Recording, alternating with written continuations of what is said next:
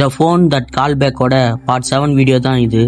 அர்ஜுன் அந்த குரல் சொன்னதை கேட்டு இப்போ நம்ம எப்படி தான் கண்டுபிடிக்க போறோம்னு தெரியலையே, ராகுல் எந்த ரூம்ல இருப்பான்னு அப்படின்னு அவன் யோசிச்சுட்டு இருக்கும் போதே மீண்டும் ஒரு சத்தம், நண்பா என்னை காப்பாற்று, நான் இந்த ரூம்ல தான் இருக்கேன்.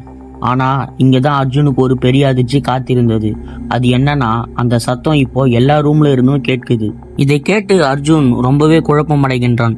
இருந்தாலும் அர்ஜுனுக்கு ஒரு நம்பிக்கை, நம்ம ஏன் அந்த குரல் கிட்ட கேட்க கூடாது, அதாவது ஃபியூச்சர் அர்ஜுன் அந்த குரல் கிட்ட கேட்கிறான், ராகுலை நான் எப்படி கண்டுபிடிப்பது மற்றும் தப்பிக்க வழியை சொல்லு.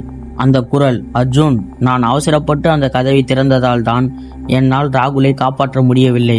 அதனால் தான் நிகழ்காலத்தில் உள்ள உன்னை தொடர்பு கொண்டேன்.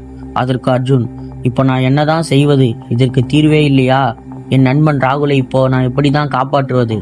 அதற்கு அந்த குரல், அர்ஜுன், உனக்கு ஒரு வழி இருக்கு. அது என்னன்னா, உனக்கும் உன் நண்பனுக்கும் தெரிந்த ஏதாவது ஒரு விஷயத்தை கேள்.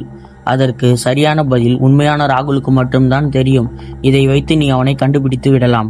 அர்ஜுன், இதுதான் உனக்கு நான் கொடுக்கின்ற கடைசி எச்சரிக்கையாய் இருக்கும். இத்தோடு நான் உன்னை தொடர்பு கொள்ள முடியாது. நீ தப்பிப்பதற்கான வழி, இந்த ஷேடோ ஆல்வே லாஸ்ட்ல ஒரு ரூம் இருக்கு. அந்த ரூம் நம்பர் 111. அதை நீ ஓபன் பண்ண உடனே ஒரு போர்ட்டல் ஒன்று உருவாகும். அதன் உள்ளே சென்றால் தப்பித்து விடுவாய். அந்த நிழல் உருவத்தால் ஒன்றும் செய்ய முடியாது.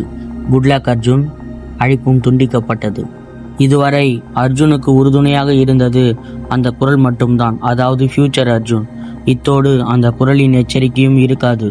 இதன் பிறகு அர்ஜுன் தான் தனியாக இருந்து இந்த சூழ்நிலையை சமாளிக்க வேண்டும். அடுத்தது என்ன செய்ய போகிறான் அர்ஜுன்? அவன் நண்பனை காப்பாற்றி அவனும் தப்பிப்பானா, அல்லது நிழல் உருவத்திடம் சிக்கிக் கொள்வானா? பார்ட் 8ல பார்ப்போம்.